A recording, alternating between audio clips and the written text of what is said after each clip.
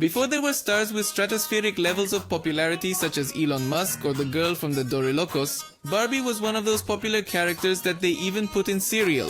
And although it started out as a simple doll brand, it recently celebrated 60 years since its first launch. Of course, it is clear that Barbie has not managed to survive for more than half a century by mere luck.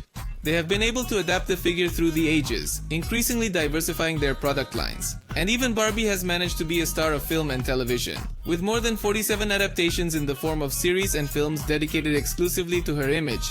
That's not counting collaborations, such as Toy Story. So, in addition to having a beautiful place in the hearts of most of the female population of the planet, Barbie has been very important, even at a cultural level.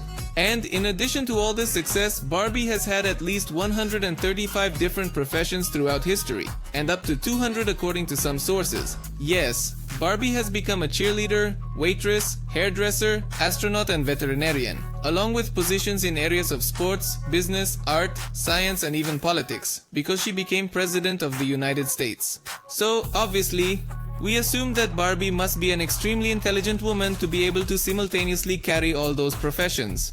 So today's question of what her IQ or intelligence quotient would be, we will investigate it as if Barbie was a real girl who managed to be an astronaut and president before she got her first wrinkle.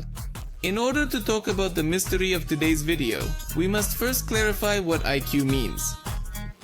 Admittedly, one of the great virtues and at the same time defects of mankind is to want to explain everything numerically. As far as science is concerned, the aim is to be sure that the calculations are correct, or at least as close to the truth as possible. And that is what we have sought to achieve with human intelligence. To find a method by which we can accurately measure the true intelligence we possess. That is why several tests have been created to try to find a number to evaluate us in this sense.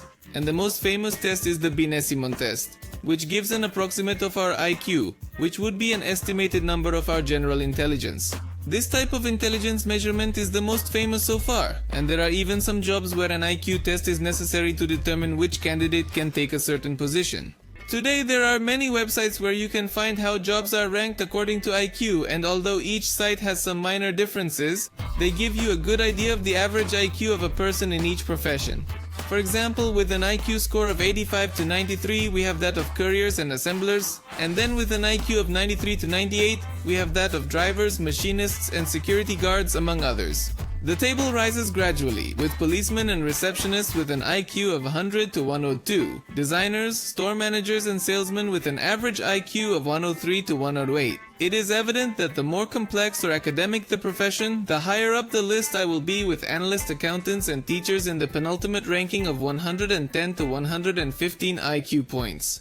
And the highest ranking is for those with an IQ of 116 to 130 or more, where we have lawyers, medical researchers and architects, among many others. These ranges were taken several years ago in an American study, so our current reality is surely somewhat different.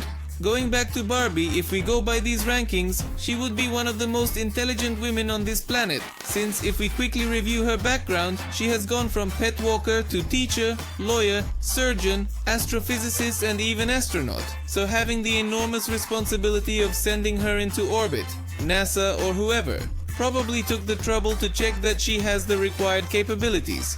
So, based on what is described by the Binet scale, Barbie could easily reach a minimum of about 130 IQ points, which according to the Wikipedia page, falls into the category of intellectual giftedness, which is only 2% of the human population, but I personally suspect that she goes much further, due to some clues that the more advanced IQ categories give us. You see, after the gifted, there follows the category of intellectual genius, which ranges from 140 to 154 IQ points, and higher intelligence, which ranges from 155 to 174. It is difficult to know exactly what Barbie's intellectual ability is, since IQ tests have never been done with clear results, but there are certain personality traits that begin to show up from these classifications. For example, people who fall into those categories show some symptoms of personality disorders, as well as problems managing their emotions. It seems that having a high level of intellectual ability comes at a cost, and instability seems to be one of the most important ones, although this is not the case for all individuals with a high intellect. So, interestingly, the fact that Barbie has dozens of different occupations tells us right off the bat about a rather unstable personality, which points to a rather above average intellect. The highest known classification that Barbie can reach if we follow this path is called intelligence greater than 201, and it is a level that is almost impossible to reach. The best example of this level of intellect is the individual with the highest IQ in history, William James Sears. Although his IQ score was very difficult to calculate with certainty, it is speculated that he had a minimum of 250 to 300, or even higher, almost double the score of highly recognized geniuses such as Stephen Hawking or Albert Einstein. William was not as recognized as them, since he did not make the great contributions to the world of science that they did. But at the age of 8, he was already fluent in at least 8 different languages, creating in turn a new language, derived from the mixture of these 8. And a year before he had already managed to get into Harvard, being a person with the ability to learn multiple disciplines with ease, very similar to Barbie. So it is more than clear that Barbie is a person who is too unstable at work, but that is not due to errors in her performance, but rather that she has to change occupations constantly thanks to the possible disorders that having a big brain has left her. She evidently has an IQ score over 201 due to the gigantic capacity she possesses not only to store information, but to apply and solve different issues without any great problem, as is clear from its impressive versatility in terms of occupations. This would put her as one of the 3 most intelligent people alive on the planet, so calling her a prodigy would be a criminally short flattery. But there is another important point to clarify, and that is that Alfred Binet did not originally develop these IQ tests with the idea of measuring how intelligent a person could be. Yes, it was actually the French government in the early 20th century that gave him the task of developing a method to differentiate normal children from those who needed some special attention, and that is what Binet did, developing a test that was intended to separate these groups, but which was not intended to yield concise numbers on human intelligence.